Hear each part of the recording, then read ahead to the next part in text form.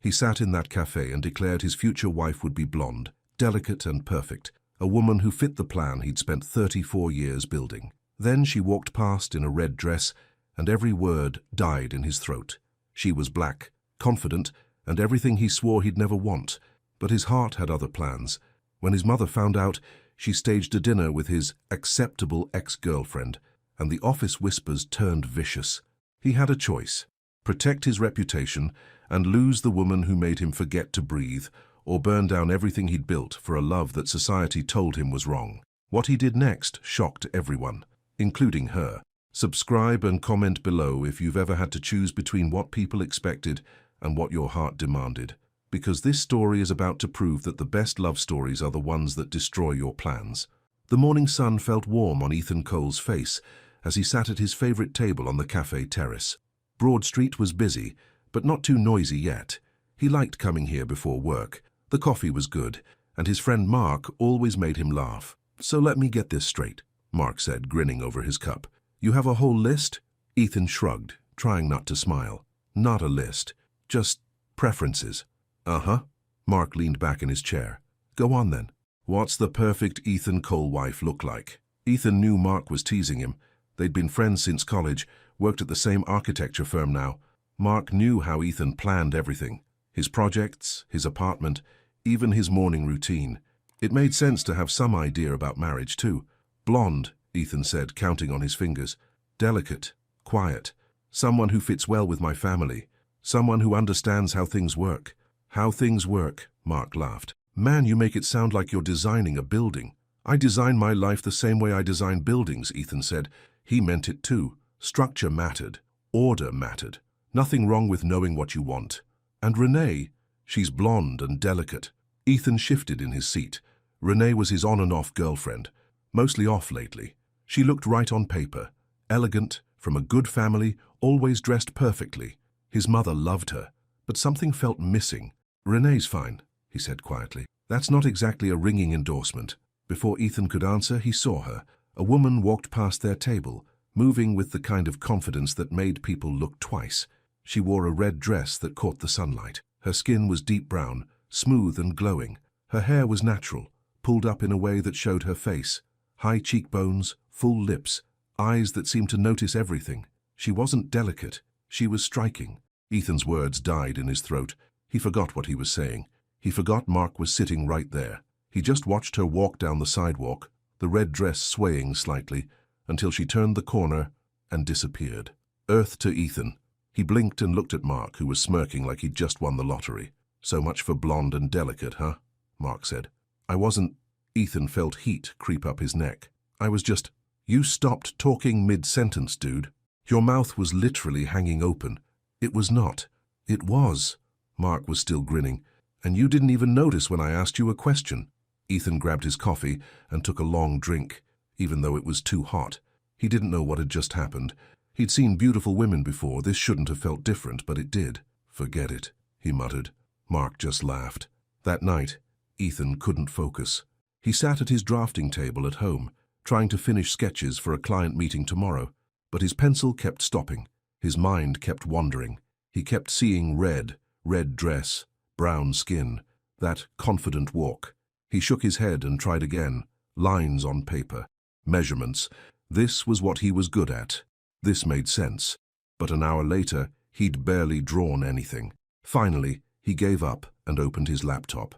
He'd heard the cafe server say something to her. A name. Brooke, and something about event planning. He typed "Event Planner Charleston Brooks" into the search bar. Several results came up. He clicked on one, a business page for a local event planning company. There, under staff photos, he found her. Danielle Brooks, event coordinator. Her professional photo showed her in a navy blazer, smiling but serious. She looked just as striking in the photo as she had on the street. He read her bio. Graduated from Savannah College of Art and Design. Specialized in corporate events and charity galas. Recently returned to Charleston. His phone buzzed. A text from Mark. Still thinking about her. Ethan frowned and typed back. "Who? Come on, man. Red dress. You looked like you'd been hit by a truck. Just curious. That's all." "Sure. Curious. That's why you're probably stalking her social media right now." Ethan set his phone down without answering. He wasn't stalking. He was just curious. Mark was right about that part. He closed the laptop and stared at his unfinished sketches. This was stupid. He didn't even know her. She was a stranger who'd walked past him on the street. He had a plan. He had a type. This didn't fit. But when he finally went to bed near dawn, he dreamed in shades of red. The next morning, Ethan walked into his firm's office building, feeling tired but trying to look alert. He had coffee in one hand and his laptop bag in the other. The hallways buzzed with energy. "Big day," his co-worker Jenny said as she passed him.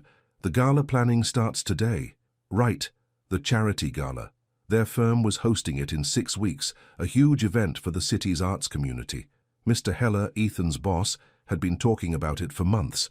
It was supposed to bring in major clients. Ethan headed to the conference room. Several people were already there, including Mark, who gave him a knowing look. Ethan ignored him. Mr. Heller stood at the head of the table, looking important as always. He was a short man who made up for it with expensive suits and a loud voice. "All right, people," Mr. Heller said. "This gala needs to be perfect. We're bringing in a professional event planner to handle it.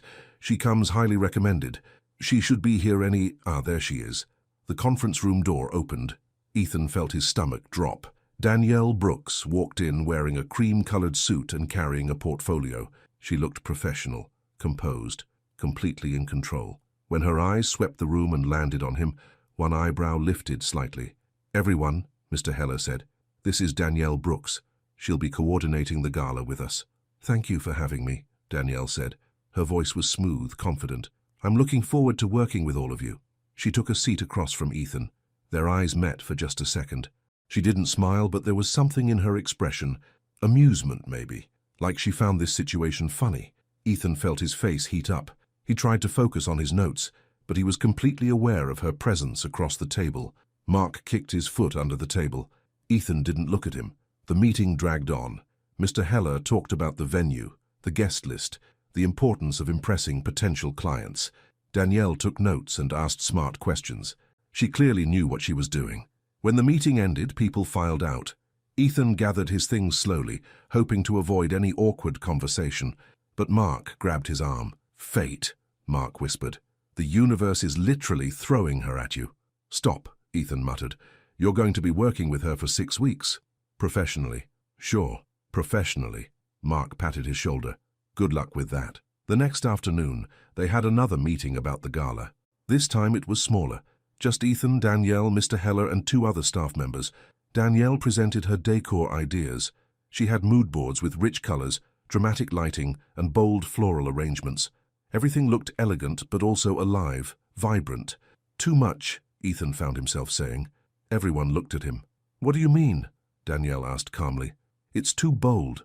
Our clients expect sophistication, not spectacle." He didn't know why he was being critical. Her ideas were actually good, but something made him push back. "Sophistication and boldness aren't opposites," she said. Her voice stayed level, but her eyes challenged him. "People remember events that take risks. Safe is forgettable. Safe is professional. Safe is boring."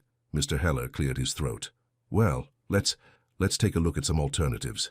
The meeting continued, but the air felt different now, tense. Ethan kept arguing small points. Danielle kept responding with grace and logic. By the end, he felt foolish.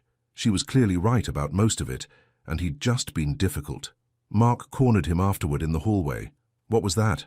Mark asked. "What?" "You basically challenged everything she said." "I was giving professional feedback." Mark laughed. "Man, you're terrible at this. You're attracted to her, so you're acting like a jerk. Classic defense mechanism." "I'm not." "You are, and she's too smart to fall for it." Mark shook his head. "If you actually like her, try being nice." Ethan opened his mouth to argue, then stopped. Mark was right. He'd been defensive because she made him nervous, because she didn't fit his plan, and that scared him. He'd spent his whole life building structure. She felt like chaos. Beautiful chaos, but still. The next morning, Ethan was running late. He'd overslept, probably because he'd been up half the night thinking about the meeting, about how he'd acted, about her. He rushed through the office building hallway with his coffee and briefcase, checking his phone for messages. He didn't see her coming around the corner. They collided. Coffee went everywhere, mostly on his shirt. "Oh my God," Danielle said. her eyes wide. "I'm so sorry." Ethan looked down at the brown stains spreading across his white dress shirt. Then he looked at her. She had her hand over her mouth, clearly horrified. And then she started laughing. Not mean laughter. Genuine, can't-help-it laughter. "I'm sorry," she said again, still laughing. The look on your face." He couldn't help it. He started laughing too. "I guess I deserved that after yesterday," he said. "You were kind of harsh." She grabbed napkins from a nearby desk and started dabbing at his shirt, then stopped abruptly, realizing she was touching him. "Sorry, here." She handed him the napkins. Their fingers brushed. "I was being defensive," he admitted. "Your ideas were good. I don't know, I wasn't being professional." "No, you weren't." But she smiled when she said it. "Though I guess I'm too bold for your delicate type anyway." He froze.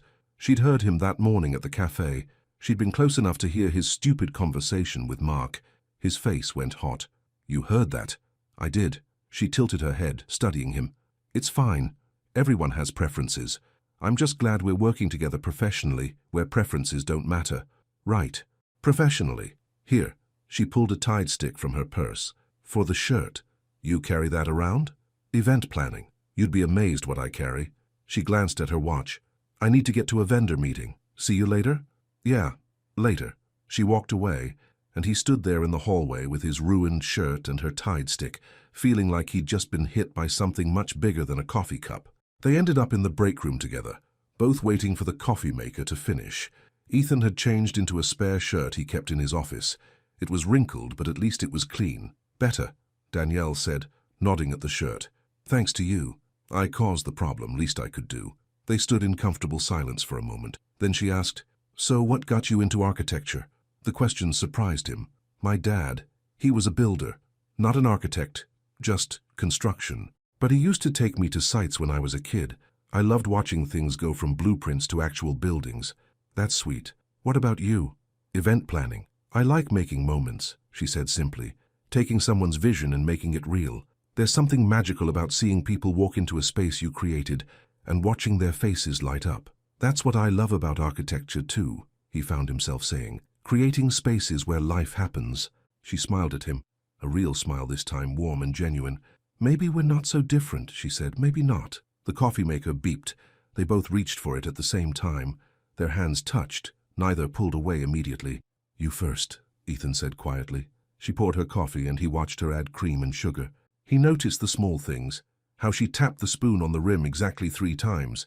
How she blew on the coffee before taking a sip. How her eyes closed briefly like she was savoring it. "What?" she asked, catching him staring. "Nothing. Just, you're very precise. Takes one to know one." She raised her cup slightly. "See you at the afternoon meeting?" "Yeah. I'll try not to criticize everything you say this time." "That would be nice." She left, and he stood there alone in the break room, feeling more alive than he had in years, which made no sense. They'd just talked about coffee and work, but somehow it felt like more. By lunchtime the next day, Ethan had heard the whispers. He was in the hallway outside the break room when he heard 2 co-workers talking inside. He recognized their voices, Carol and Tim from accounting. "Did you see the way she dresses?" Carol was saying. "That event planner, so flashy." "She's probably just trying to get attention," Tim said. "You know how some people are, come in and make a scene, flirt with everyone." "She was definitely flirting with Ethan yesterday. I saw them in the break room together." Ethan felt his jaw tighten. They were talking about Danielle, and they were completely wrong. He pushed open the door. Carol and Tim both jumped, going quiet. "Danielle Brooks is a professional," Ethan said firmly. "She's here to do a job, and she's doing it well. Better than well, actually. She's probably the most qualified event planner in Charleston." "We didn't mean," Carol started. "She's not flashy. She's confident. There's a difference." He looked at both of them steadily. "And she wasn't flirting. We were having a normal conversation about work. Maybe you two should focus on your own work instead of making up stories." He walked out without waiting for a response. His heart was pounding. He didn't usually confront people like that. He preferred to stay out of office drama. But hearing them talk about Danielle that way had made something snap inside him. He turned the corner and almost ran into her. Danielle stood there, portfolio in hand, eyes wide. She'd heard. She'd heard him defend her. For a moment neither of them spoke. "Thank you," she said finally. Her voice was soft, almost surprised. "They were wrong. Still, you didn't have to do that." "Yes, I did."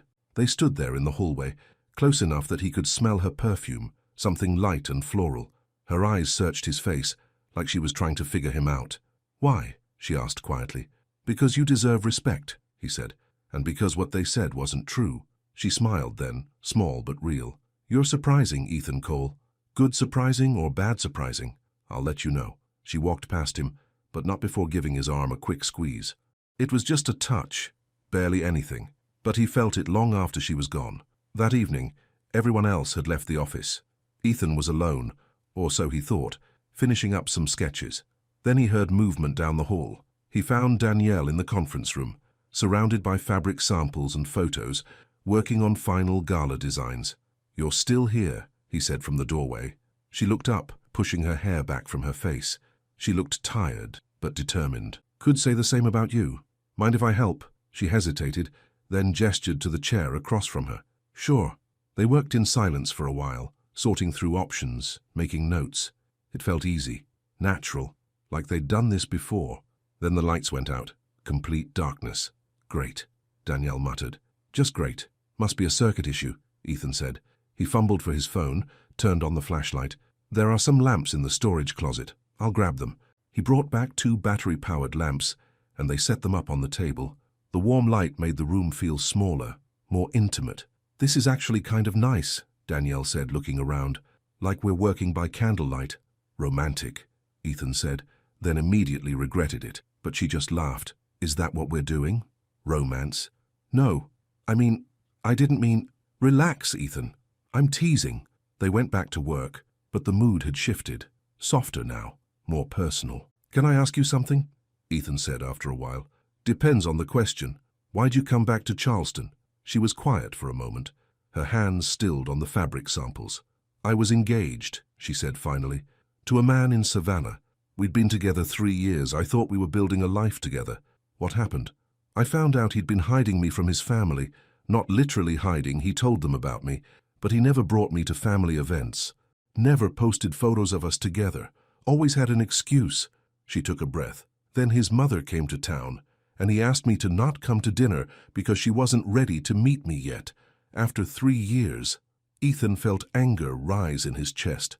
"Because you're black." "Because I'm black," she confirmed quietly. He swore it wasn't about that. Said his family was just traditional. But I knew, and I realized if he couldn't stand up for me then, he never would. "So you left." "So I left. Came back home, started over." She looked at him directly. "I won't be anyone's secret again, Ethan. I won't be the woman someone's ashamed to love." The weight of her words settled between them. "You shouldn't be," he said. "Anyone would be lucky to have you." She studied him in the lamplight, her expression unreadable. Would they? The question hung in the air. Ethan knew what she was asking, what she was really asking. Before he could answer, the lights flickered back on. They both blinked in the sudden brightness, the spell broken. Danielle quickly gathered her things. "I should go, it's late." "Danielle, thank you for your help tonight." She gave him a polite smile, but he could see the walls going back up. "See you tomorrow." She left, and Ethan sat alone in the too bright conference room, knowing he'd just missed something important. He'd had a chance to tell her the truth, that yes, he was attracted to her, that she made him question everything he thought he wanted, that she scared him and excited him in equal measure. But he'd hesitated, and she'd noticed. He packed up his things and drove home through empty streets, thinking about secrets and courage and the woman in red who'd walked into his life and turned it upside down. His phone buzzed, a text from his mother. "Brunch on Saturday. Don't be late. We need to talk about your future." Ethan closed his eyes and leaned his head against the steering wheel. His future, his plan, his perfect life. It all seemed so clear a week ago. Now he wasn't sure of anything anymore. Saturday morning came too fast. Ethan pulled up to his mother's house in the historic district. The white colonial stood perfect and proud, just like Lydia Cole herself. The garden was immaculate. The shutters were freshly painted, everything in its place. He sat in his car for a moment, gathering himself. His mother meant well, he knew that. She'd raised him alone after his father died, worked hard to give him opportunities, but she'd also taught him that image mattered, that people judged you by who you chose to stand beside. He'd believed her, built his whole life around it.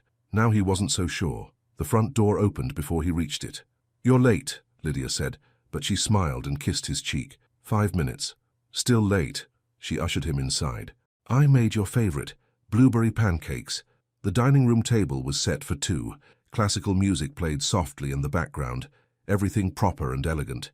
They ate and made small talk, his work, her book club, neighborhood gossip. Then Lydia set down her fork and looked at him directly. How are things with Renee? Ethan's stomach sank. Fine. Just fine. We're taking things slow. Too slow. Lydia dabbed her mouth with her napkin. Darling, you're 34. Renee is a wonderful girl. Good family, good education. She'd make a lovely wife. Mum, I'm not trying to pressure you. I just want you to be happy. She reached across the table and squeezed his hand. And settled. You work so hard. You deserve a partner who understands the life you've built. Ethan thought about Danielle's words. I won't be anyone's secret. What if I met someone else? He heard himself ask. Lydia's smile tightened slightly. Someone else? Hypothetically? Well, she pulled her hand back. I suppose that depends on who this someone is. Does she fit into your life? Does she understand what's expected? What if she's different from what's expected? His mother studied him. She was a smart woman. She could read between the lines. Different how? She asked carefully. Ethan wanted to tell her, wanted to say Danielle's name, but his throat felt tight. Never mind, he said. Renee and I are fine. The lie tasted bitter. Lydia relaxed. Good. Actually, I was thinking we should have her over for dinner next week, the three of us. Sure, that sounds nice. Another lie. He left an hour later, feeling worse than when he'd arrived. He sat in his car and pulled out his phone, typed out a text to Danielle, then deleted it. Typed another one. Deleted that too. What would he even say? Finally, he whispered her name into the empty car. Danielle. Just saying it felt like breaking a rule. Monday morning brought unexpected news. Ethan walked into Mr. Heller's office for what he thought was a routine check-in. Instead, he found Danielle already there, looking frustrated. Ah, Ethan, good, Mr. Heller said. We have a situation. The venue double-booked our inspection days. The only way to keep our timeline is for you and Ms. Brooks to coordinate the final inspection together. 3 days, starting tomorrow. 3 days? Danielle asked. Is that a problem? Ethan watched her face. She looked at him, then back at Mr. Heller. No, she said, no problem. Excellent. Ethan, you'll handle the structural assessment. Ms. Brooks, you'll finalize the decor placement. Work together, keep me updated. Outside the office, Danielle stopped him in the hallway. Look, she said, I know this is awkward, but let's just keep it professional, okay? We both have jobs to do. Agreed. Good. She walked away quickly, like she couldn't wait to put distance between them. Mark appeared at Ethan's elbow. 3 days together at the venue. The universe is really trying to tell you something, man. The universe needs to mind its business. Mark laughed. That's not how the universe works. The venue was beautiful. A historic hall right on the waterfront. High ceilings, tall windows, original hardwood floors. Ethan had always loved this building. He met Danielle there Tuesday morning. She was already measuring spaces, making notes, looking completely focused. They worked in silence for a while. Him checking structural elements, her planning table layouts. It should have been awkward. Instead, it felt natural, like they moved around each other instinctively, never getting in each other's way. By lunchtime, they were both tired and hungry. Want to grab something? Ethan asked, then quickly added, just food for energy, professional lunch. She almost smiled. Sure, professional lunch. They walked to a small sandwich shop nearby, sat outside in the sunshine. For a few minutes, neither of them spoke. Then Danielle said, Can I ask you something? Sure. That morning at the cafe, when you were talking about your perfect future wife. She looked at him steadily. Did you mean it? Ethan felt his face heat up. I thought I did. And now? Now I think I was wrong about a lot of things. Like what? He chose his words carefully. Like thinking I could plan everything. Like thinking I knew exactly what I wanted without ever questioning why I wanted it. That's very diplomatic, she said, and very vague. I'm trying not to mess this up. Mess what up? This. Talking to you. Being around you. He met her eyes. You make me nervous. She blinked, surprised. Why? Because you're not what I expected, and that scares me. For a moment, she didn't say anything. Then she leaned back in her chair. I scare you? In a good way. Maybe. I don't know. He ran his hand through his hair. I'm not explaining this well. No, you're not. But her expression had softened. Look, Ethan, I like you. You're smart, and you defended me when you didn't have to. But I need to know something. What? Are you the kind of man who's ashamed of the women he cares about? The question hit him like a punch. No, he said immediately. Are you sure? Because I can't do this again. I can't be the person someone keeps hidden. I'm not him, Ethan said firmly. I'm not your ex. Then what are you afraid of? Everything, he wanted to say. Disappointing his mother, losing clients, being judged, standing out, breaking the careful life he'd built. But looking at her now, this strong, beautiful woman who deserved honesty, he couldn't say any of that. I'm working on it, he said quietly. She studied him for a long moment, then she stood up. Let me know when you figure it out. She walked back to the venue alone, leaving him sitting there with his half-eaten sandwich and too many thoughts. That evening, they worked late at the venue again, both of them focused, professional. The easiness from earlier was gone, replaced by careful politeness. Close to midnight, Danielle dropped her pen and rubbed her eyes. I need a break, she said. Me too. They walked out onto the venue's balcony. The harbour stretched out before them, water reflecting the moon. The city lights twinkled in the distance. This is why I love Charleston, Danielle said softly. No matter how hard things get, there's always beauty. What got hard? Ethan asked. She leaned against the railing. Coming back here, starting over, wondering if I made the right choice. You did. You don't know that. I know you deserve better than what he gave you. She turned to look at him. Do you really believe that? Or are you just saying what you think I want to hear? I believe it. Even though I don't fit your plan. He moved closer to her. Not too close, but close enough. Maybe my plan was wrong, he said. Maybe? Definitely. My plan was definitely wrong. She smiled a little. That's better. They stood there in the moonlight, not touching but aware of every inch of space between them. I used to think architecture was poetry, Ethan found himself saying. When I was younger, I'd design buildings and imagine the lives that would happen inside them. The families, the love stories, the memories. Then somewhere along the way it just became about meeting expectations, impressing clients, following formulas. What changed? I did. I stopped dreaming and started planning. You can do both, she said gently. Can I? I think so. If you're brave enough. He wanted to kiss her. The impulse came out of nowhere, strong and undeniable, but he held back. She'd asked him to figure himself out first, and she was right. We should get back to work, he said, even though it was the last thing he wanted. Yeah, she pushed off from the railing. We should. But neither of them moved for another moment, just stood there looking at each other in the moonlight, both wanting something neither was ready to reach for. Wednesday afternoon, Ethan was reviewing plans when Renee walked into the venue. He looked up, startled. Renee? What are you doing here? Surprising you. She smiled and walked over, kissing his cheek. Your mother told me you were working here all week. I thought I'd bring lunch. She held up a bag from the expensive bistro downtown. Ethan felt his stomach drop, not because he wasn't happy to see her. They'd been friends even when they weren't dating, but because Danielle was across the room watching this whole scene unfold. That's really nice, he said, but I'm kind of in the middle of... Just a quick break. Renee had already spotted Danielle. Oh, you must be the event planner. I'm Renee, Ethan's girlfriend. Danielle's face went completely neutral, professional mask in place. Nice to meet you, she said coolly. I'm Danielle Brooks. Your designs look lovely, Renee said, glancing around. Very bold. The way she said bold made it sound like an insult. Ethan saw Danielle's jaw tighten. Thank you, Danielle said. If you'll excuse me, I have some calls to make. She walked out onto the balcony, phone in hand. Renee turned to Ethan, lowering her voice. She seems nice, a little intense maybe. She's very good at her job. I'm sure. Renee unpacked the lunch, fancy salads, artisan bread. So, how have you been? I feel like I haven't seen you in forever. They ate and talked, but Ethan's attention kept drifting to the balcony door. He could see Danielle through the glass, pacing while she talked on the phone. Her body language was stiff, closed off. Because of him. Because of this. Ethan? Renee touched his arm. You're not listening. Sorry, just distracted.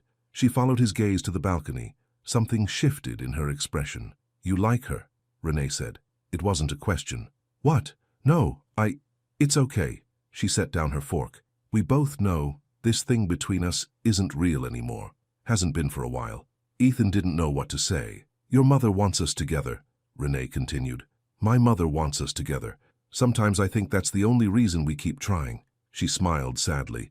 But you've never looked at me the way you just looked at her, Renee. It's fine, really. She started packing up the lunch. I should go. But Ethan, whatever you're afraid of, it's not worth losing something real. She kissed his cheek one last time and left. Ethan stood there feeling like the worst person in the world. Renee deserved honesty. Danielle deserved honesty.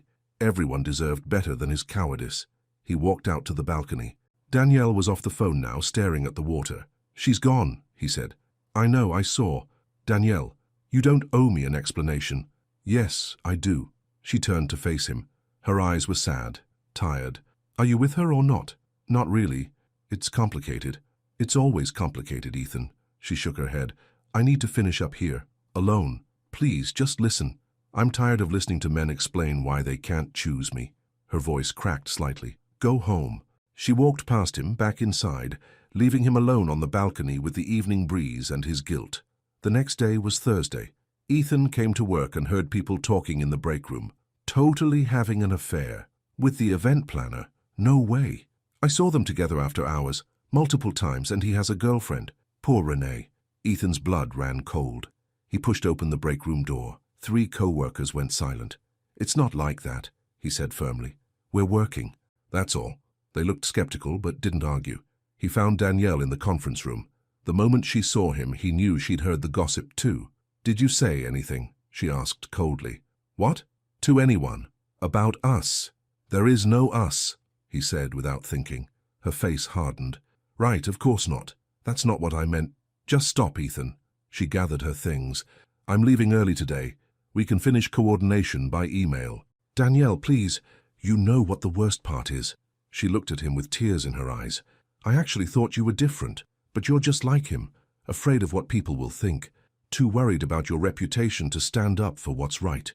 That's not fair, isn't it?" She walked to the door, then stopped. "When the rumors started before, you defended me publicly. Now that it actually matters, that there actually might be something between us, you're silent. You're proving them right."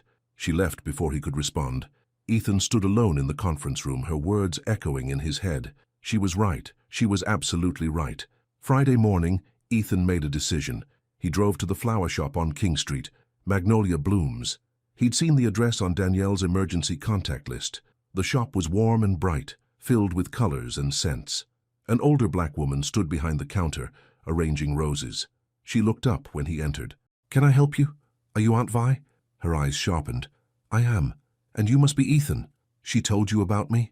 "She tells me everything." Vi set down her shears, though she's been pretty tight-lipped the last couple days. "Is she here?" "Back room. But before you go back there," Vi came around the counter. "That girl has been hurt enough. If you're not serious, walk away now." "I'm serious." "Are you?" She crossed her arms. "Because from where I'm standing, you've been sending a lot of mixed signals. I know, I messed up. I'm trying to fix it." Vi studied him for a long moment. Then she sighed. "She's arranging bouquets. Don't make me regret this." Ethan walked to the back room. Danielle stood at a work table, her hands moving expertly through stems and petals.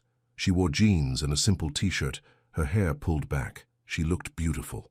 "We're closed," she said without looking up. "Danielle." Her hand stilled. She turned slowly. "What are you doing here?" "Apologizing." "You drove all the way here to apologize?" "Yes." He stepped closer. "You were right. About everything. I defended you when it was easy, but I went silent when it got hard. I let you think I was ashamed of you when the truth is I'm just ashamed of myself." She didn't say anything. "I've spent my whole life trying to fit into this perfect image," he continued, "trying to be what everyone expected. My mother, my boss, my clients. I thought if I followed the plan, everything would work out. But then you walked past me in that red dress, and suddenly the plan didn't make sense anymore." "Ethan, I'm scared," he admitted. "I'm scared of disappointing people, of losing everything I've built, but I'm more scared of losing you before I ever really had you." Danielle's eyes were wet. "What are you saying?" "I'm saying I don't care if you don't fit the plan. I'm saying the plan was wrong. I'm saying—" He stopped, searching for the right words. "I'm saying I want to try if you'll let me." She wiped her eyes. "You hurt me. I know. I can't go through that again. I can't be with someone who hides me. I won't hide you. I promise. Promises are easy, Ethan. Then let me prove it. Let me show you." She stared at him for a long moment. Then, slowly, she reached out and took his hand. Her hand was warm, small in his, trembling slightly. His was trembling too. "One chance," she whispered. "That's all you get. One chance is all I need." They stood there holding hands in the flower shop back room, surrounded by beauty and possibility, both terrified and hopeful. "Told you he'd come around," Aunt Vi called from the front. They both laughed. Danielle squeezed his hand. "She's very wise." "Clearly. And nosy." "I heard that," Vi called. They laughed again, and for the first time in days, Ethan felt like he could breathe. 2 days later, Ethan asked Danielle to lunch. "Just to clear the air," he said. "No pressure." They went to a casual cafe on the waterfront, sat outside in the sunshine, ordered sandwiches and sweet tea. It felt different now, lighter, like permission had been granted to just be themselves. They talked about everything. Music. She loved jazz. He loved classical. Travel. She wanted to see Morocco. He wanted to visit Japan. Childhood dreams. She'd wanted to be a dancer. He'd wanted to be an astronaut. An astronaut? She grinned. Really? I liked the idea of seeing Earth from space, putting everything in perspective. And now you design buildings instead. Turns out I'm better with my feet on the ground. She reached across the table and took his hand, right there in public, where anyone could see. "I like your feet on the ground," she said. His heart nearly burst. They were leaving the cafe when Ethan saw her, his mother, standing across the street, watching them. Their eyes met. Lydia's face was a mixture of emotions: surprise, confusion, disappointment. Then she turned and walked away quickly. Ethan felt his stomach drop. "What's wrong?" Danielle asked. "Nothing." He forced a smile. "Everything's fine." But it wasn't fine. He could feel the weight of what was coming. That evening, his mother called. "We need to talk," she said. Ethan drove to her house, his hands tight on the steering wheel. Lydia met him at the door. Her face was composed, but he could see the tension around her eyes. "Who is she?" Lydia asked. "Her name is Danielle. She's the event planner for the gala." "I gathered that." Lydia walked to the living room, gestured for him to sit. "How long has this been going on?" We're not." He stopped. "We're just getting to know each other." "She's black." "Yes." "Ethan." His mother sat down, folding her hands in her lap. "I'm not a prejudiced woman. You know that. But I worry about how this will look." "How it will look?" "To your clients, your colleagues. People talk, darling. Let them talk. It's not that simple." She leaned forward. "You're building a reputation, a career. One wrong move, and everything falls apart. Being with someone I care about isn't a wrong move. But is it worth the risk?" She touched his hand. "I just want you to think carefully about what you're giving up, about what this means for your future." The doorbell rang. Lydia stood up. "That must be Renee. I invited her for dinner." Ethan's head snapped up. "What?" "Just a reminder of what you have, what you could lose." Renee walked in, looking uncomfortable. She clearly hadn't known Ethan would be here. Dinner was painful. His mother kept steering the conversation toward the past, toward memories of Ethan and Renee together. Renee barely spoke. Ethan pushed food around his plate. Finally, he stood up. "I can't do this." "Ethan," his mother started. "No." He looked at her directly. "I love you, Mom, but you don't get to choose who I care about, and you don't get to use Renee like this. I'm trying to protect you. I don't need protection. I need support." He walked out, not waiting for a response. In the driveway, Renee caught up to him. "For what it's worth," she said, "I think you should go for it. Life's too short to live for other people's approval. Even my mother's? Especially your mother's." She smiled. "Good luck, Ethan." He drove home feeling like he'd just crossed a bridge and burned it behind him. The gala was in 1 week. The next 7 days blurred together. Final preparations, last-minute details, constant coordination. Ethan and Danielle worked side by side, their connection growing stronger with each passing day. But they kept it quiet, professional in front of others. Careful. Ethan told himself it was just until after the gala, until the pressure was off. But Danielle's words echoed in his mind. "I won't be anyone's secret." Finally, the night arrived. The waterfront hall glowed with lights. Danielle's designs had transformed the space into something magical, elegant but vibrant, sophisticated but alive, exactly like her. Guests filled the room. Important clients, city officials, Charleston's elite. Ethan wore his best suit. He searched the crowd for Danielle, finally spotting her near the entrance, talking to vendors. She wore a midnight blue dress that took his breath away. Their eyes met across the room. She smiled. Everything felt perfect. Then he saw his mother arrive, with Renee. Lydia swept through the crowd, greeting people, playing the gracious socialite. When she spotted Mr. Heller, she made her way over, Renee in tow. Ethan's heart sank. He started toward them, but he was too late. "Mr. Heller," Lydia said warmly. What a wonderful event. And I'm so glad to see my future daughter-in-law could join us tonight. She gestured to Renee. The words carried across the room. People turned, looked, smiled. Ethan stood, frozen. Across the room, Danielle had heard. Her face went pale. She looked at him, really looked at him, and he saw the exact moment her heart broke. She set down her clipboard, walked to the back exit, disappeared. Ethan wanted to run after her, wanted to shout the truth, but he was surrounded by clients, by colleagues, by his mother's triumphant smile, by his own cowardice. He'd just lost her, and this time he had no one to blame but himself. Ethan didn't sleep that night. He lay in bed staring at the ceiling, replaying the moment over and over. His mother's voice, Renee's uncomfortable face, the way Danielle had looked at him before she left, like she'd known all along this would happen. He'd texted her 17 times, called 12. She hadn't answered any of them. At 5 in the morning, he gave up on sleep and drove to the office. The building was empty, quiet. His footsteps echoed in the hallways. He walked to the events coordination office, the small space Mr. Heller had given Danielle for the gala planning. The door was unlocked. Inside, everything was cleared out. The desk was empty. The mood boards were gone. Only one thing remained, a white envelope with his name on it. His hands shook as he opened it. Mr. Heller, thank you for the opportunity to coordinate the gala. As my contract has been fulfilled, I'm formally resigning from any future projects with your firm. All final invoices and documentation are attached. It's been a pleasure working with your team. Sincerely, Danielle Brooks, professional. Distant, final. No mention of him at all. He sank into the empty chair, the letter clutched in his hand. She was gone. Man, you look terrible. Ethan looked up. Mark stood in the doorway, 2 cups of coffee in hand. She quit, Ethan said. I know, I saw the email this morning. Mark handed him a coffee. What are you going to do about it? What can I do? Fight for her. She won't even answer my calls.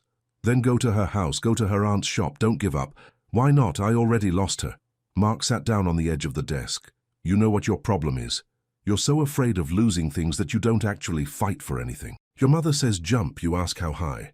A client wants changes, you bend over backward. You've spent your whole life trying to keep everyone else happy. That's not true, isn't it? Mark looked at him seriously. When's the last time you did something brave? Something just because you wanted to, not because it fit the plan? Ethan didn't have an answer. She's worth fighting for, Mark said quietly. But you have to actually fight, not just talk about it, not just feel bad.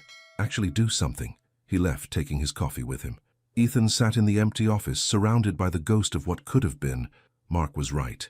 He'd been a coward. Again. But maybe it wasn't too late to change that. By noon, Ethan had made a decision. He walked into Mr. Heller's office without knocking. Ethan, Mr. Heller looked up from his computer. What can I do for you? The Harrison project, Ethan said. I'm rejecting it. Mr. Heller's eyebrows shot up. Excuse me.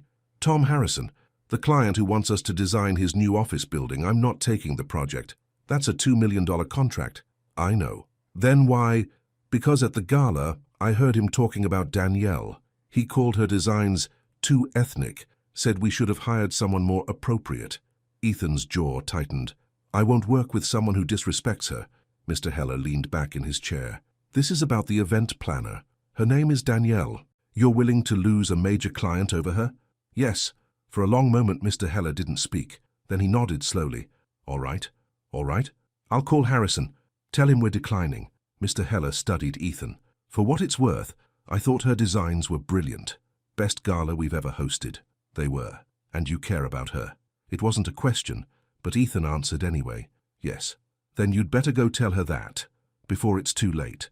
Ethan left the office feeling lighter than he had in days. He'd just turned down a huge contract. His career might suffer. His reputation might take a hit. But for once, he'd done the right thing. He pulled out his phone and called Aunt Vi. She's not here, Vi said before he could even ask. Where is she? Leaving. His heart stopped. What? Got a contract offer in Savannah. Good money. Fresh start. She's taking the 6 o'clock train tonight. Ethan looked at his watch. It was 1 in the afternoon. I need to see her. Then you better hurry. Vi paused. And Ethan, don't mess this up again. He tried calling Danielle again. Still no answer. He drove to her apartment. No one answered the door. He went back to the flower shop. Vi shook her head. She came by this morning to say goodbye. Haven't seen her since. Where would she go? If I were her? Somewhere to think, somewhere quiet. Ethan thought about the places they'd been together. The cafe, the office, the venue. Then he remembered. The waterfront park. She'd mentioned once that she went there when she needed to clear her head. He found her on a bench overlooking the harbor.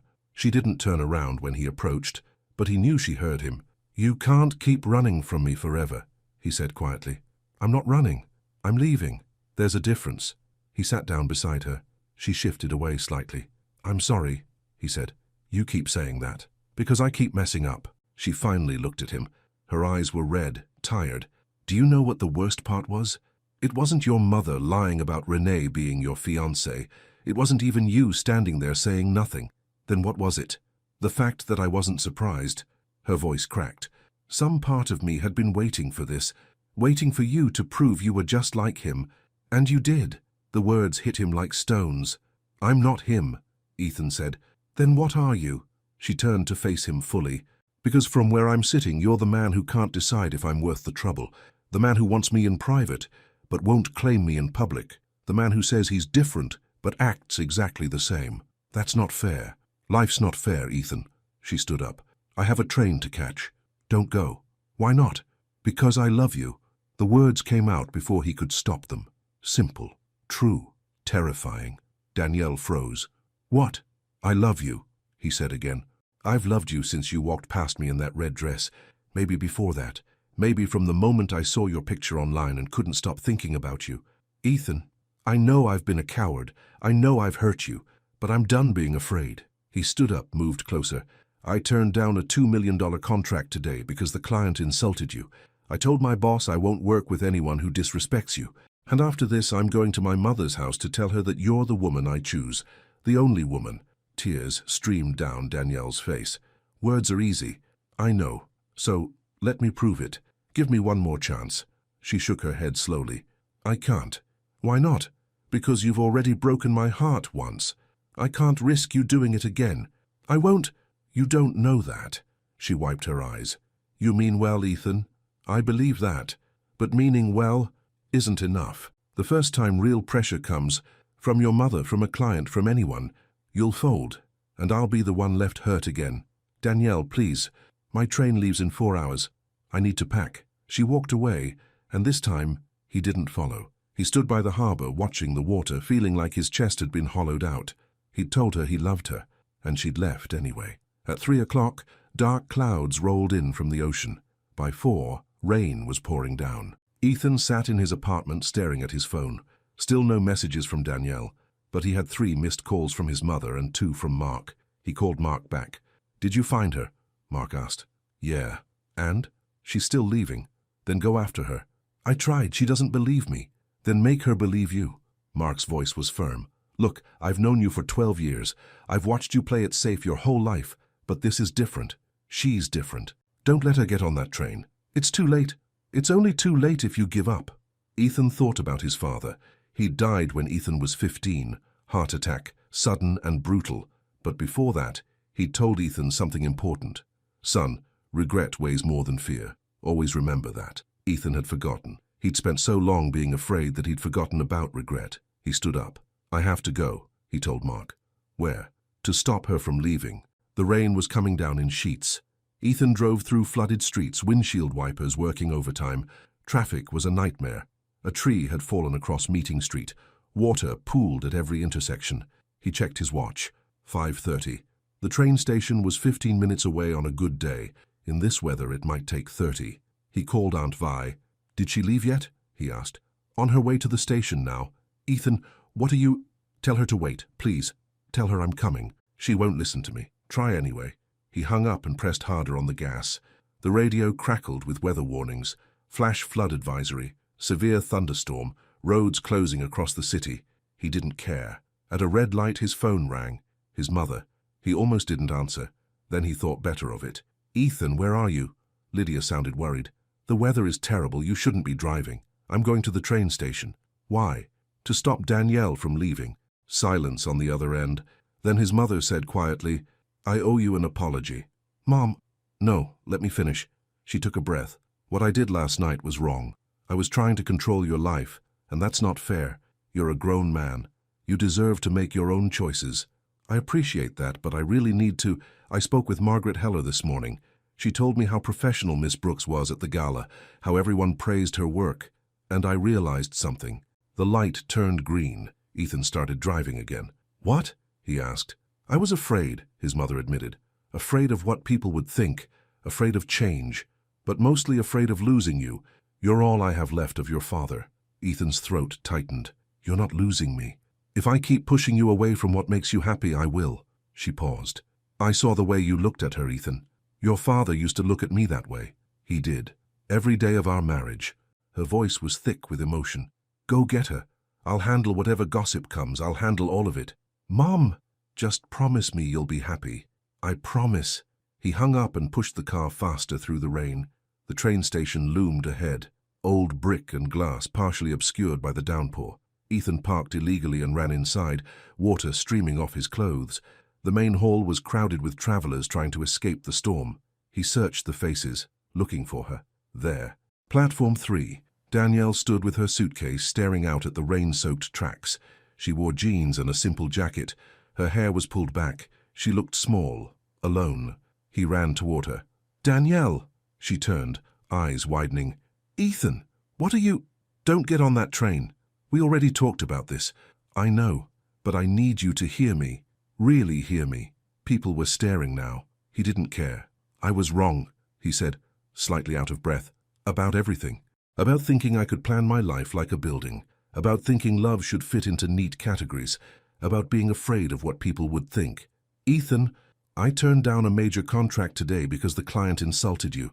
I told my boss you're the best thing that's happened to this firm. And I just had a conversation with my mother where she told me to fight for you. My mother, Danielle, the woman who spent 34 years trying to control my life. Tears welled up in her eyes. That doesn't change what happened, she said softly. You're right, it doesn't. What happened at the gala was my fault. I stood there like a coward while my mother lied, and you walked away hurt. He moved closer. But I'm here now, in front of all these people, in the middle of a thunderstorm, begging you not to leave. Why? Because I love you. Because life without you is just existing. Because you make me want to be brave. The train whistle blew. Final boarding call. Danielle looked at the train, then back at him. Promises are easy in the rain, she whispered. Then let me prove it's more than a promise. He pulled out his phone. Watch. He opened his social media, took a photo of the two of them standing there and typed, Her name is Danielle Brooks. She's brilliant, beautiful and brave, and I'm in love with her. Anyone who has a problem with that can talk to me directly. He hit post. Danielle stared at the phone, then at him. You just posted it publicly, where my mother will see, where my clients will see, where everyone will see. He took her hand. No more secrets, no more hiding, just us. Ethan, I know I don't deserve another chance. I know I've hurt you, but I'm asking anyway, please stay. The train horn sounded again, doors were closing. Danielle looked at the train one more time. Then she looked at him. Really looked at him, searching his face for any hint of doubt. She must not have found any because she shook her head slowly. I'm going to regret this, she said. No, you won't. You better be right. She stepped away from the train, away from Savannah, away from escape, toward him. He pulled her into his arms, holding her tight as the train pulled away without her. You're completely soaked, she murmured against his chest. I know. And you're shaking. I know. And everyone's staring at us. I know. She pulled back slightly to look at him. But you really posted that? I really did. Your mother's going to kill you. My mother told me to fight for you. Danielle laughed through her tears. I don't believe you. It's true. She had a moment of clarity, or maybe temporary insanity. I'm not sure which. She laughed again and he kissed her, right there in the train station, in front of everyone, with rain dripping off his hair and his phone already buzzing with notifications. When they pulled apart, she touched his face gently. You're really sure about this? I've never been more sure of anything. Because once we walk out of here together, there's no going back. Everyone will know. Good. She smiled. That beautiful, genuine smile that had stopped him in his tracks from the very beginning. Okay, she whispered. Okay. They stood there for another moment, just holding each other, while travelers rushed past and trains came and went. Then they walked out together into the rain, hand in hand. The next morning, Ethan's phone wouldn't stop ringing. His post had been shared hundreds of times. Comments flooded in, some supportive, some critical, some downright ugly. His mother's friends were calling, Clients were calling. Everyone had an opinion. He ignored most of it. Instead, he showed up at Danielle's apartment with coffee and breakfast.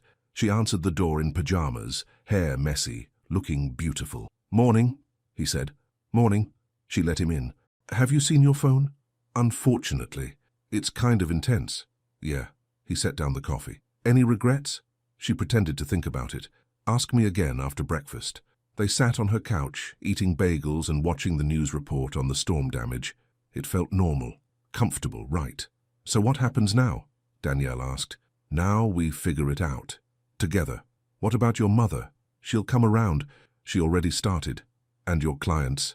The ones who matter will stay. The ones who don't," he shrugged. "Their loss." She leaned against him. "You're different." "Different how?" "Lighter. Like you've been carrying something heavy and finally put it down." She was right. He felt lighter, freer. "That's what happens when you stop trying to be perfect," he said. His phone rang again. This time it was his mother. He answered. "Mom, come to the house," Lydia said. "Both of you, for dinner tonight." Ethan looked at Danielle, who'd heard every word. She nodded slowly. "We'll be there," he said. After he hung up, Danielle looked nervous. "Are you sure about this?" she asked. "Terrified. But yes. What if she's not really okay with it? Then we'll deal with it. Together." He took her hand. "I'm not going to let anyone make you feel less than amazing. Not my mother, not clients, not anyone." She squeezed his hand. "Okay, okay." They finished breakfast in comfortable silence, and Ethan thought about how much had changed in just a few weeks. He'd gone from having a perfect plan to having no plan at all, and somehow he'd never been happier. That evening, they stood on his mother's front porch. Danielle wore a simple navy dress. Ethan wore khakis and a button-down. Both of them looked nervous. "We can leave any time," Ethan said. "Just say the word. I'm okay." "You sure?" "No, but let's do this anyway." He rang the doorbell. Lydia answered almost immediately. She looked at both of them, her expression unreadable. Then she smiled. "Come in," she said warmly. "Dinner's almost ready." Inside, the house smelled like roasted chicken and herbs. The table was set for 3. Classical music played softly. Everything proper and elegant, just like always. Except this time, Danielle was here. They sat down to eat. For the first few minutes, conversation was polite but strained. Weather. The gala's success. Safe topics. Then Lydia set down her fork. "Miss Brooks," she said, "I owe you an apology." Danielle looked surprised. "You don't have to." "Yes, I do." Lydia took a breath. "What I did at the gala was unforgivable. I tried to control my son's life, and in doing so I hurt both of you. I'm deeply sorry." "Thank you," Danielle said quietly. "I've spent a lot of time these past few days thinking about my late husband." Lydia's eyes got misty. "When we first started dating, my parents didn't approve. They thought he was beneath our family, just a construction worker. They wanted me to marry someone more suitable." Ethan had never heard this story. "What did you do?" he asked. "I chose him anyway. Best decision I ever made." She smiled sadly. "He taught me that love matters more than approval. I forgot that lesson somewhere along the way." "I'm glad you remembered it." She reached across the table and took Danielle's hand. "I watched you at the gala," Lydia continued. "The way you handled yourself, your grace under pressure, your talent. You're exactly the kind of woman my son needs." Danielle's eyes filled with tears. "Thank you. That means a lot." "I can't promise this will be easy," Lydia said honestly. "People will talk. Some of my friends are already calling with their opinions, but I'll handle them. They'll either come around or stop calling." "Mom," Ethan's voice was thick, "you're my son, my only child. Your happiness is all that matters." She squeezed Danielle's hand once more, then let go. "Now let's eat before everything gets cold." The rest of dinner was easier. They talked and laughed. Lydia asked Danielle about her work, her aunt, her plans. Danielle asked Lydia about her book club and her garden. It wasn't perfect. There were still awkward moments, careful words, but it was a beginning. When they left that evening, Lydia hugged them both. "Come back next week," she said. "I want to hear more about this flower shop." In the car, Danielle was quiet. "You okay?" Ethan asked. "Your mother is amazing. She has her moments. I can't believe she actually apologized." "People can change when they want to." Danielle looked at him. "You changed. You changed me." She smiled and took his hand. "So what now?" "Now we live our lives. No more hiding, no more plans. Just us. Just us," she repeated softly. They drove through Charleston's lit streets, hand in hand, ready for whatever came next. 1 week later, Ethan sat in Mark's office, sketching on a notepad. "So let me get this straight," Mark said, leaning back in his chair. "You want to redesign the cafe terrace where you first saw her?" "Not redesign, just redecorate for one night." "For what?" Ethan stopped drawing and looked up. "To show her I mean it. All of it." Mark grinned. "Man, you've got it bad." "I know. What are you planning?" "Something simple, meaningful. I want to bring it full circle back to where it started. The moment you saw her in the red dress and forgot how to speak?" "Exactly that moment." Mark laughed. "I'm in. What do you need?" Over the next few days, Ethan made plans. He talked to the cafe owner, who loved the idea. He called Aunt Vi, who agreed to help. He even got Cara involved, Danielle's assistant, who was thrilled to be part of the surprise. Danielle thought he was working late on a new project. She didn't ask too many questions, which made him feel slightly guilty, but this needed to be perfect. On Wednesday afternoon, his phone rang, an unknown number. "Hello? Mr. Cole, this is Patricia Morrison from Charleston Magazine." Ethan's stomach tightened. He'd been expecting this call or something like it. His social media post had made waves. "Yes? I'm writing a piece on interracial relationships in Charleston's business community. I saw your post about Miss Brooks. Would you be willing to comment?" Here it was, the moment of truth. "What would you like to know?"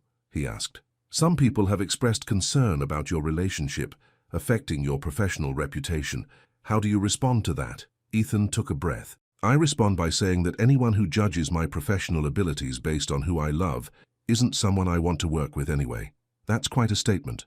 It's the truth. Danielle Brooks is an incredibly talented event planner. She's also the woman I love. Those are two separate facts, and both of them make my life better. Your mother is Lydia Cole, very prominent in Charleston society. How does she feel about your relationship? My mother supports me, fully. Really, because we heard... Whatever you heard is wrong. My mother has welcomed Danielle into our family with open arms. There was a pause on the other end. Then Patricia said, "That's not the angle I expected." "What angle were you expecting?" "Honestly, drama, conflict, family disapproval." "Sorry to disappoint you." Patricia laughed. "You didn't disappoint me, you gave me a better story. Would Miss Brooks be willing to comment as well?" "You'd have to ask her, but I can give you her number if you'd like." After he hung up, Mark poked his head in. "How'd it go?" "Better than expected." "Good, because Vi just called. She needs you to approve the flower arrangements." Ethan grabbed his jacket. "I'm going." At Magnolia Blooms, Aunt Vi had transformed the back room into a planning headquarters. Flower samples covered every surface. Photos of the cafe terrace were pinned to the wall. "What do you think?" Vi asked, gesturing to a beautiful arrangement of red roses, white lilies, and green foliage. "It's perfect." "You sure? Because I can add more red. Or maybe some orchids." "Vi, it's perfect," she smiled. "You're good for her, you know. I haven't seen her this happy in years. She's good for me, too." "I know, I can tell." Vi handed him a small box. "This is for you, for Saturday night." Inside was a simple silver bracelet with a single charm, a small red dress. Ethan's throat tightened. "Vi, she told me about the red dress, about how you couldn't stop staring." Vi's eyes were warm. "Seemed fitting. Thank you." "Don't thank me yet. You still have to pull this off without her finding out." That was the tricky part. Danielle was observant, smart. She'd notice if he acted too strange. Cara helped with that. She called Danielle Friday afternoon with a crisis, a vendor issue that needed immediate attention. It kept Danielle busy and distracted.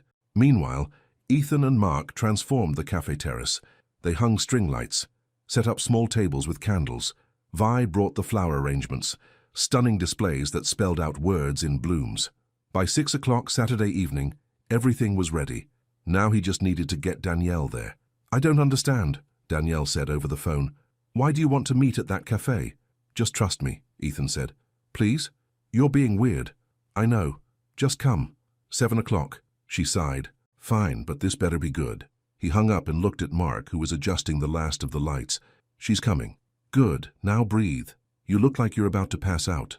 "I feel like I'm about to pass out." "Don't. That would ruin the whole thing." Aunt Vi arrived with Cara. Then his mother showed up, surprising everyone. "Mom, what are you doing here? You didn't think I'd miss this, did you?" Lydia smiled. "Besides, I want to see the look on her face." At 6:55, they all hid inside the cafe. Ethan stood alone on the terrace, heart pounding. This was it. He saw her coming down the street.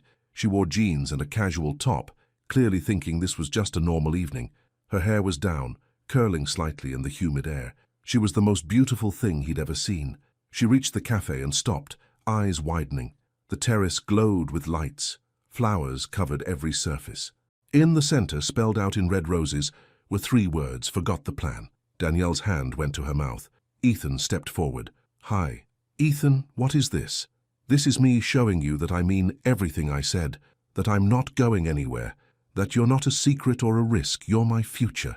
Tears filled her eyes. "You did all this?" "I had help." He gestured to the cafe window, where everyone was watching. Mark gave a thumbs up. Vi blew a kiss. His mother smiled warmly. Danielle laughed through her tears. "They're all watching." "Let them watch." He took her hands. "Danielle Brooks, 3 weeks ago, you walked past me on this street in a red dress. I was sitting right there, telling my friend about my perfect plan, and you ruined it. Completely destroyed it. Sorry? Don't be sorry. It was the best thing that ever happened to me." He squeezed her hands. "You taught me that love isn't something you plan. It's something you feel, something you fight for, something worth being brave for. Ethan, I'm not asking you to marry me, not yet." He pulled out the small box Vi had given him. "But I am asking you to build something with me, a life that we create together. No plans, no expectations, just us." He opened the box. The bracelet gleamed in the candlelight. Danielle saw the charm and started crying harder. A red dress. The red dress. He took it out and fastened it around her wrist. "So you never forget the moment I forgot everything I thought I knew." She threw her arms around him, laughing and crying at the same time. "You're ridiculous," she said. "I know. And dramatic. I know that too. And I love you." He pulled back to look at her. "Yeah? Yeah." She kissed him softly. "I love you so much it scares me." "Good. I'm terrified too." Inside the cafe, everyone started clapping. Ethan and Danielle looked up to see their audience cheering. Even other customers had gathered to watch. Danielle hid her face in Ethan's chest. "This is so embarrassing. This is just the beginning." They stayed on the terrace for an hour, surrounded by flowers and lights and love. Their friends joined them eventually. Mark cracking jokes, Vi fussing over the arrangements, Lydia chatting warmly with Danielle about her garden. Cara pulled Ethan aside at one point. "You did good," she said. "Thanks for your help." "Are you kidding? This was the most romantic thing I've ever seen. Mark better take notes." She glanced at Mark, who was making Danielle laugh. "Actually, maybe I should take notes." Ethan smiled. "You like him." "Maybe. Don't tell anyone. Your secret's safe with me." Later, after everyone had left, Ethan and Danielle walked along the waterfront. The night was warm, the water calm. She played with the bracelet on her wrist, making the little charm catch the moonlight. "Thank you," she said quietly, "for tonight, for everything. You don't have to thank me." "Yes, I do. You could have given up, after the train station, after everything. But you didn't. I couldn't. Losing you wasn't an option." She stopped walking and turned to face him. "Promise me something. Anything.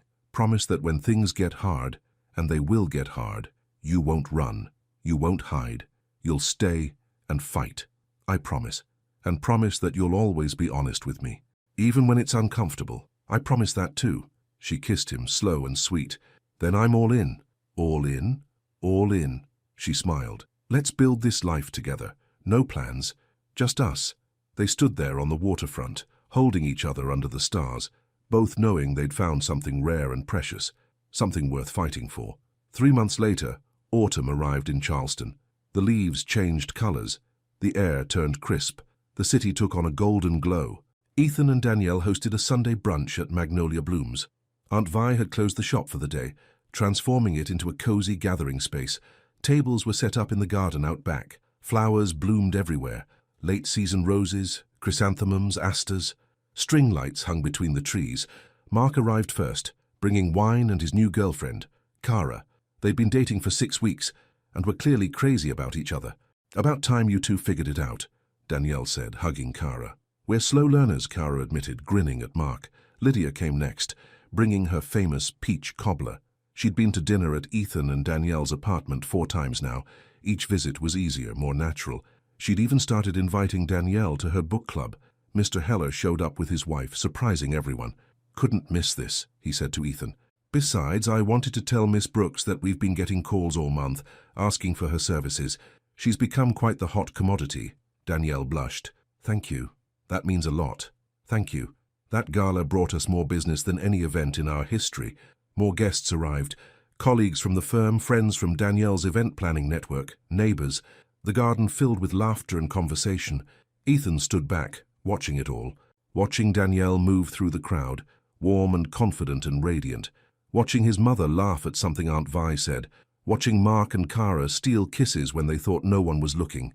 This was his life now, not the one he'd planned, the one he'd found. You look happy, Danielle said, appearing at his side. I am happy. Me too. She leaned against him. Thank you for this, for all of it. I should be thanking you. You changed everything. We changed everything. Together. Vi called everyone to sit down. The food was ready. Fried chicken, collard greens, mac and cheese, cornbread, sweet potato casserole. A feast. They ate and talked and laughed. Autumn sunshine filtered through the trees. Music played softly in the background. After the meal, Ethan stood up with his glass. I want to make a toast, he said. Everyone quieted down. 3 months ago, I had my life all planned out. I thought I knew exactly what I wanted, what I needed, who I should be. He looked at Danielle. Then this woman walked into my life and destroyed every single plan. People laughed. And I'm so grateful she did. He raised his glass. To love that grows up, not just sparks. To the courage to change. To the people who see us for who we really are and love us anyway. And to second chances. To second chances, everyone echoed. They drank, and Danielle stood up, wiping her eyes. My turn, she said. I came back to Charleston broken, afraid to trust. Convinced that love was something that happened to other people, not to me. She looked around the garden. You all proved me wrong. Every single one of you. You showed me that family isn't just blood. It's the people who show up, who stay, who fight for you. She turned to Ethan. Especially you. You fought for me when I couldn't fight for myself. You chose me when it would have been easier to walk away. You loved me when I didn't fit the plan. Her voice cracked. So thank you for seeing me, for choosing me, for loving me exactly as I am. Ethan crossed to her and pulled her into his arms. Around them, people clapped and cheered. I love you, he whispered. I love you too. They kissed, and the garden erupted in applause and whistles. Later, as the sun began to set, Ethan and Danielle found themselves alone by Vi's flower beds. This was a perfect day, Danielle said. It was. Your mom seems really happy. She is. She told me yesterday that you remind her of herself when she was younger, strong-willed and full of life. Really? Really? I think she sees you as the daughter she never had. Danielle's eyes got misty. That means everything to me. I know. They stood in comfortable silence, watching the light fade. Can I tell you something? Ethan asked. Always. I've been looking at rings. Danielle's breath caught. What? Not to buy. Not yet. Just looking. He turned to face her.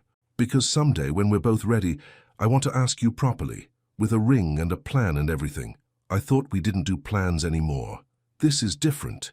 This is the one plan I want to make. She smiled, tears streaming down her face.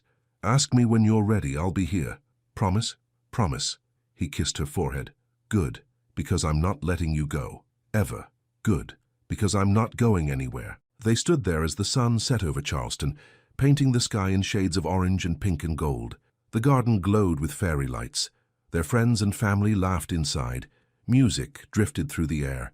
Everything was imperfect and messy and real.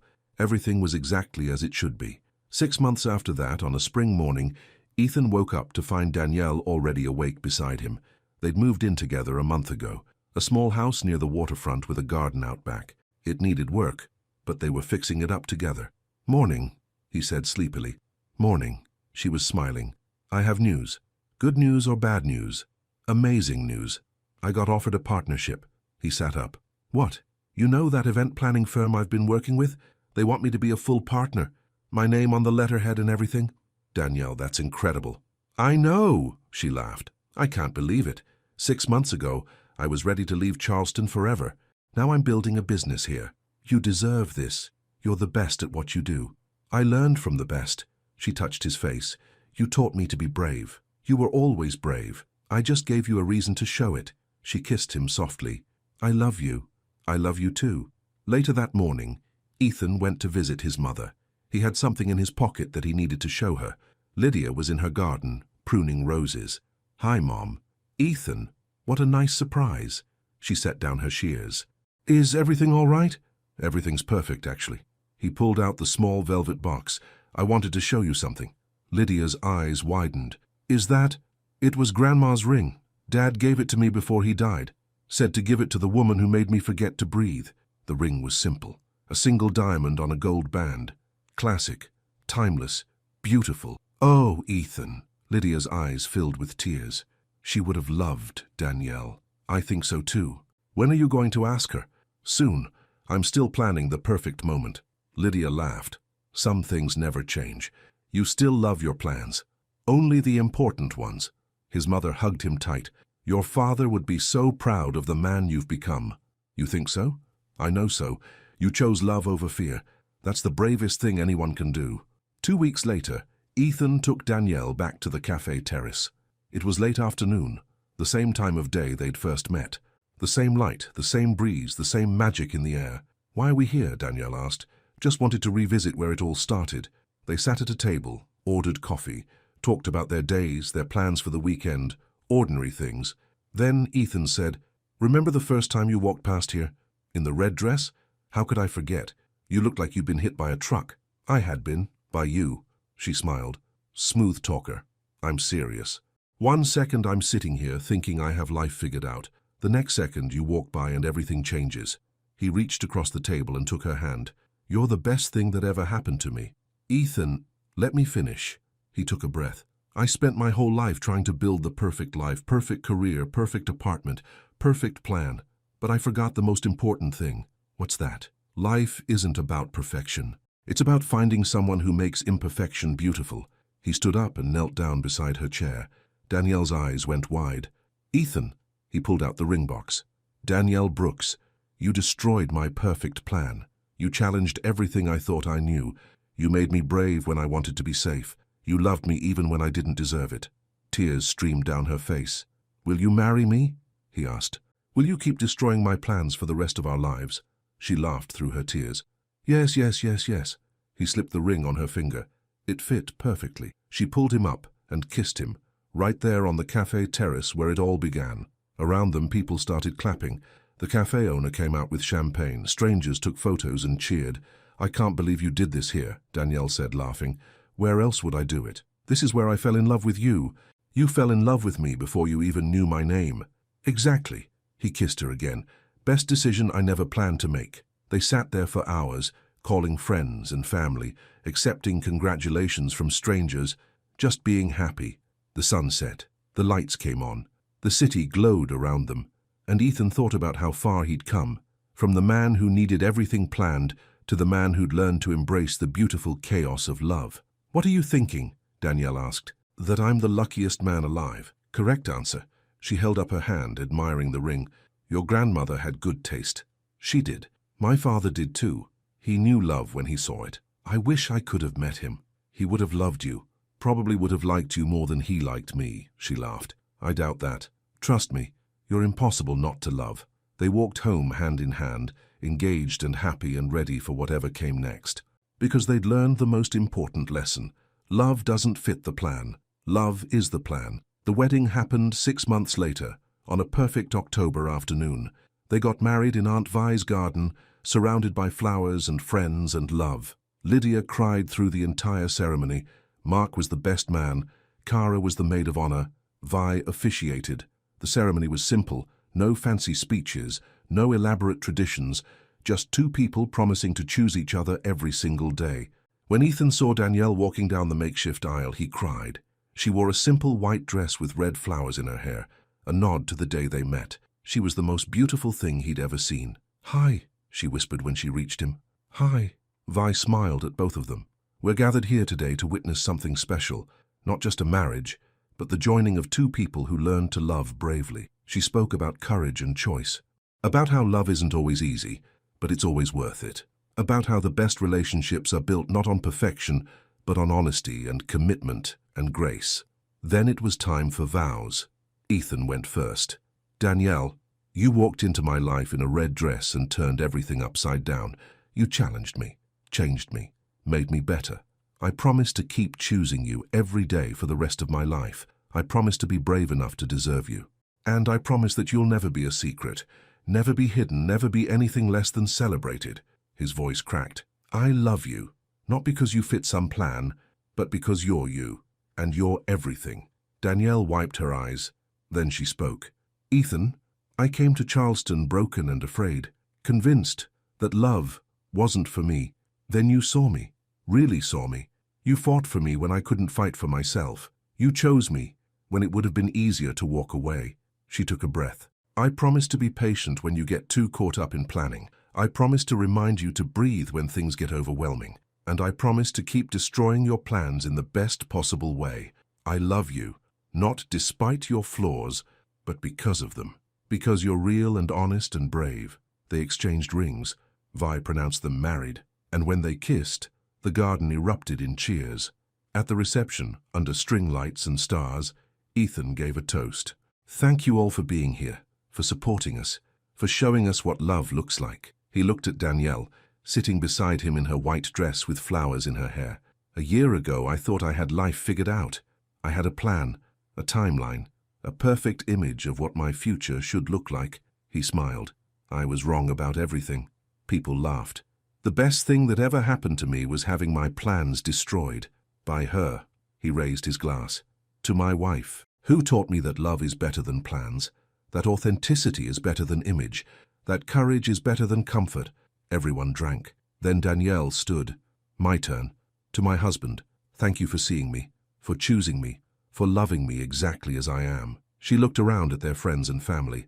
And to all of you, thank you for showing us that family is built, not born, that love is a choice we make every day, that the best stories don't follow the script. She turned back to Ethan.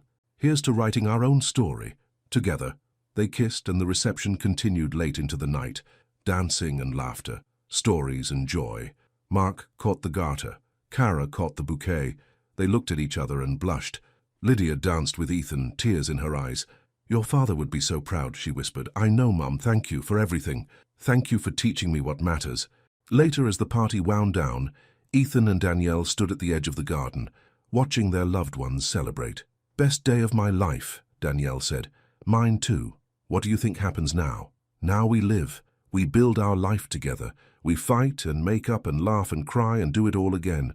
No plans? Well, he smiled. Maybe one plan. What's that? To love you better every single day. To choose you every morning. To never stop fighting for us. She kissed him softly. That's a good plan. The only plan that matters.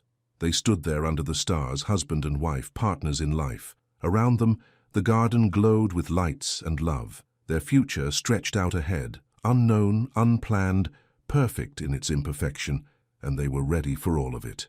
Together. 5 years later, the cafe terrace on Broad Street bustled with morning customers.